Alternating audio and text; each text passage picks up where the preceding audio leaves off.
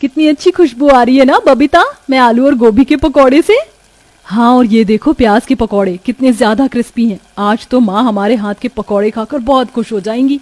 गीता बबीता दोनों जुड़वा बहनें किचन में खड़े होकर गर्मा गर्म पकौड़े तल रही होती हैं। इसी के साथ साथ गर्मा गर्म चाय बनाकर चाय और पकौड़े अपनी माँ ममता को ले जाकर खिलाती हैं। अरे वाह, ये आलू गोभी के पकौड़े तो काफी ज्यादा अच्छे हैं। बबीता, तुम अब पकौड़े बनाना अच्छे से सीख गई हो। अरे माँ, आप भी ना, ये आलू और गोभी के पकौड़े मैंने बनाए हैं और प्याज के बबीता ने। अच्छा, मैं भी ना। अरे तुम दोनों जुड़वा हो, लेकिन तुम दोनों का चाल चलन और बोलचाल भी बिल्कुल एक जैसी है, इसलिए हमेशा मात खा जाती हूँ तुम्हारी माँ होकर। मैं तुम्हें ठीक से नहीं पहचान पाती। ना जाने तुम्हारे ससुराल में क्या होगा। तुम्हारी सास तो तुम दोनों में हमेशा कंफ्यूज ही रहेगी। अपनी माँ की बात पर दोनों बहनें हंसने लगती हैं। ऐसे ही समय गुजरता है और ममता जल्दी ही एक ही घर में अपनी दोनों जुड़वा बेटियों की शादी कर देती है। शादी के बाद दोनों बहनें अच्छी बहू होने के सारे फर्ज निभाती हैं और घर की सारी जिम्मेदारी को भी संभालती हैं। वही दोनों के पति रंजीत और मोहन एक बड़े से होटल में काम करते थे, जिससे उनके घर का खर्चा अच्छे से निकल जाता था। ये देखो गीता, मैं तुम्हारे लिए कितना सुंदर ब्रेसलेट लेकर आया हूँ। पता है, आज होटल में एक कस्टमर ने मुझे ढेर सारे पैसे टिप में दिए। उसी से ये गिफ्ट मैं तुम्हारे लिए लेकर आया हूँ। अरे जीजाजी, आप फिर मात खा गए। मैं गीता नहीं बल्कि बबीता हूँ। क्या? हे भगवान, आज फिर मुझसे गलती हो गई। मैं तो कह रहा हूँ कि तुम दोनों बहनें अपने गले में अपने अपने नाम का बोर्ड लटका कर घूमो, तभी जाकर पता चलेगा कौन गीता है और कौन बबीता। शादी के बाद भी दोनों बहनों के पति को हमेशा अपनी जुड़वा पत्नियों में कंफ्यूजन रहती थी। ऐसे ही हंसी मजाक में पूरे परिवार की जिंदगी अच्छे से कट रही होती है, लेकिन एक दिन जब दोनों भाई होटल से लौटते हैं तो उनके चेहरे पर एक अजीब मायूसी और परेशानी छाई होती है। रंजीत, मोहन, क्या हुआ तुम दोनों को? तुम दोनों इतने परेशान क्यों हो? क्या बताएं माँ, हम जिस होटल में दोनों भाई काम करते थे वो होटल अब बंद होने जा रहा है। सुना है वहां पर कोई डोमिनोज का रेस्टोरेंट खुलेगा। आप लोग इतने परेशान मत होइए, कहीं ना कहीं आप दोनों को नौकरी मिल जाएगी। दोनों भाई काफी दिनों तक कई सारे होटल और अलग अलग जगह पर नौकरी ढूंढते हैं, लेकिन कहीं पर भी उन्हें नौकरी नहीं मिलती, जिसके चलते अब दोनों भाई ज्यादातर उदास रहते हैं। अपने दोनों बेटों को इस तरह उदास देख, कहाँ पहले मेरे दोनों बच्चे हंसी खुशी रहा करते थे और अब देखो इनके चेहरे पर से तो हंसी ही गायब हो गई है। क्या करूं मैं अपने दोनों बेटों के लिए कि मैं इनकी मुस्कुराहट वापस ले आऊं। सुशीला इतना बोल ही रही होती है कि तभी वह देखती है कि बारिश का मौसम आ चुका है और बहुत तेज बारिश हो रही है, जिसे देख सुशीला भागी भागी अपनी दोनों जुड़वा बहू के पास आती है। क्या हुआ माँ जी, आप ऐसे भागती हुई क्यों आ रही हैं? बहू, जल्दी से गर्मा गर्म पकौड़े बना। मेरे दोनों बेटों को बारिश में पकौड़े खाना काफी पसंद है। क्या पता इसी से उनके चेहरे पर मुस्कुराहट आ जाए। अपनी सास की बात सुन दोनों जुड़वा बहनें जल्दी से किचन में जाती हैं और गर्मा गर्म पकौड़े और चाय बनाकर लाती हैं। रंजीत और मोहन जैसे ही अपनी जुड़वा पत्नियों के हाथ की गर्मा गर्म पकौड़े खाते हैं। ये पकौड़े सच में तुमने ही बनाए हैं या किसी 5 स्टार होटल से ऑर्डर करे हैं? वाह, इतने टेस्टी पकौड़े तो मैंने आज से पहले कभी नहीं खाई। सच में बहुत टेस्टी हैं ये पकौड़े। तुमने तो सच में मेरी सोच से भी अच्छे पकौड़े बनाए हैं।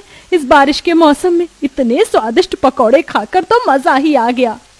अपनी बहू बेटों के साथ सुशीला बारिश के मौसम में गर्मा गर्म पकौड़े का आनंद ले रही होती है कि तभी अचानक सुशीला के दिमाग में एक आइडिया आता है। एक आइडिया आया है मेरे दिमाग में। जब तुम्हारे हाथ में इतना अच्छा हुनर है तो तुम इसका इस्तेमाल क्यों नहीं कर रही हो? बारिश के मौसम में हर किसी को पकौड़े खाने का शौक होता है, तो तुम क्यों ना चाय के पकौड़े का ठेला लगा लो। माँ बिल्कुल ठीक कह रही है।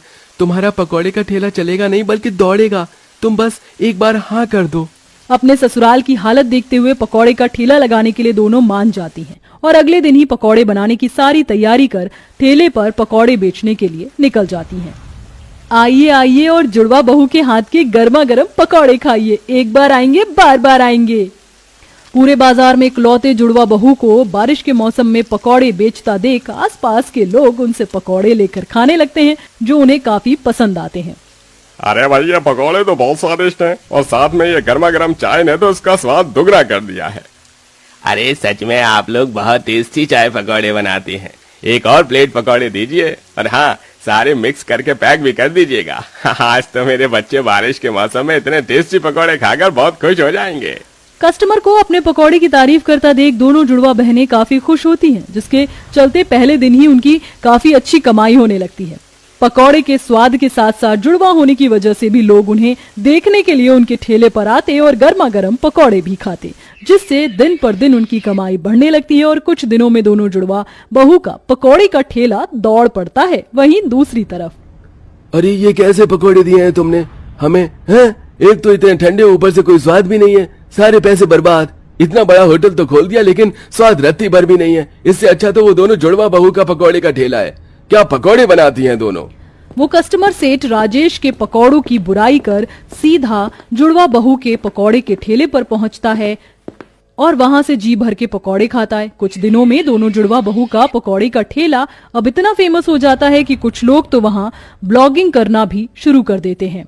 देखिए गाइस, ये वही जुड़वा बहू का चाय पकौड़े का ठेला है जिसके पकौड़े खाने के लिए हम दूर दूर से आ रहे हैं। अगर आपको भी इनके पकौड़े खाने हैं तो मुझे कमेंट में जरूर बताइएगा, एड्रेस में पिन कर दूंगा। सोशल मीडिया की वजह से दोनों जुड़वा बहू पकौड़े के लिए काफी ज्यादा फेमस हो जाती हैं। अगर ऐसा ही रहा तो ये दोनों जुड़वा बहनें तो मेरा होटल बंद करवा देंगी। कुछ ना कुछ तो मुझे करना होगा। अपना होटल बंद हो जाने के डर से राजेश भाड़े पर कुछ गुंडों को लेकर दोनों जुड़वा बहू के पकौड़े के ठेले पर पहुंचता है। तुम लोग कौन हो और यहाँ क्या कर रहे हो? चुपचाप से अपना ये पकौड़े का ठेला बंद करो और यहाँ से निकलो, आइंदा यहाँ दिख मत जाना। ये क्या दादागिरी है तुम लोगों की? हम यहाँ ठेला लगाने के लिए हर हफ्ते पैसे देते हैं, फ्री में नहीं लगाते। हम अपना पकौड़े का ठेला यहाँ से नहीं हटाएंगे, जो करना है कर लो। अरे लगता है लातों के भूत हैं, प्यार से नहीं मानेंगे। दोनों गुंडे लठ से मार मार कर गीता और बबीता का पकौड़े का ठेला तोड़ देते हैं और सारे सामान को भी नीचे फेंक देते हैं। देख लिया मुझसे पंगे लेने का नतीजा। इस बार तो सिर्फ ठेला तोड़ा है, अगर आइंदा इस मार्केट में दिखाई दी तो तुम दोनों की हड्डियां तोड़ दूंगा। राजेश और उसके गुंडों की बात सुन दोनों जुड़वा बहनें रोते हुए अपने घर आती हैं और अपनी सास और पति को सारी बात बताती हैं। उन लोगों की इतनी हिम्मत, मैं उन्हें छोड़ूंगा नहीं। रुक जाओ, तुम दोनों जानते भी हो वो राजेश कौन है। कई गुंडे लोगों से उसका कनेक्शन है। अगर कल को उसने तुम्हें या मेरी बहू को कुछ कर दिया तो क्या होगा? कल से तुम्हें उस बाजार में ठेला लगाने की कोई जरूरत नहीं है, तुम कहीं और ठेला लगाओगी। अपनी सास की बात मानकर दोनों जुड़वा बहुएं दूसरे बाजार में ठेला लगाती हैं, लेकिन इस बाजार में लोगों की ज्यादा चहल पहल नहीं होती है, जिसके चलते ठेला बहुत ही कम चलता है और ऐसे ही कई दिन गुजर जाते हैं। अब हर रोज की तरह दोनों बहुएं पकौड़े बिकने का इंतजार कर रही होती हैं कि तभी उनके पास एक रमन नाम का लड़का आता है। अरे दीदी, आप दोनों यहाँ अपने उस बाजार में अपना पकौड़े का ठेला लगाना बंद क्यों कर दिया? पता है, मैं अपने दोस्तों के साथ कई बार उस बाजार में आया था, लेकिन मुझे आपके पकौड़े का ठेला दिखा ही नहीं। रमन के पूछने पर गीता बबीता उस राजेश की सारी बात बताती हैं, जिसे सुन रमन को राजेश पर बहुत गुस्सा आता है। दीदी, आप दोनों और मुझे ये बताइए, जब उसके गुंडे आपका ठेला तोड़ रहे थे तो आसपास कोई ऐसी दुकान थी जहाँ सीसीटीवी कैमरा लगा हो? हाँ, थोड़ी दूर पर मेडिकल की स्टोर था, वहां पर लगा हो सकता है। बबीता के कहने पर रमन जैसे ही मेडिकल स्टोर पर जाता है कि सीसीटीवी कैमरा लगा हुआ देखता है और उस दिन की सीसीटीवी फुटेज निकलवाता है जिस दिन गुंडों ने ठेला तोड़ा था। रमन उस फुटेज को लेकर सीधा पुलिस स्टेशन में जाता है और अब अपने कुछ दोस्तों के साथ राजेश के होटल के बाहर जाकर नारा लगाना शुरू कर देता है। कौन हो तुम लोग और मेरे होटल के बाहर क्या कर रहे हो? हम तेरी गलती की सजा हैं, जो अब तुझे भुगतना होगा। जो तूने इन दीदी के साथ किया है वो सही नहीं किया, जल्दी से इनसे माफी मांग ले। हाँ, वरना ये लोग तुम्हारा वो हाल करेंगे जो तुमने सपने में भी नहीं सोचा होगा। जानते भी हो किसे धमकी दे रहे हो? बबीता की बात सुन राजेश उसे मारने के लिए आने वाला होता है कि तभी सभी लोग अपना फोन निकालकर उसकी वीडियो बनाने लगते हैं। थोड़ी देर में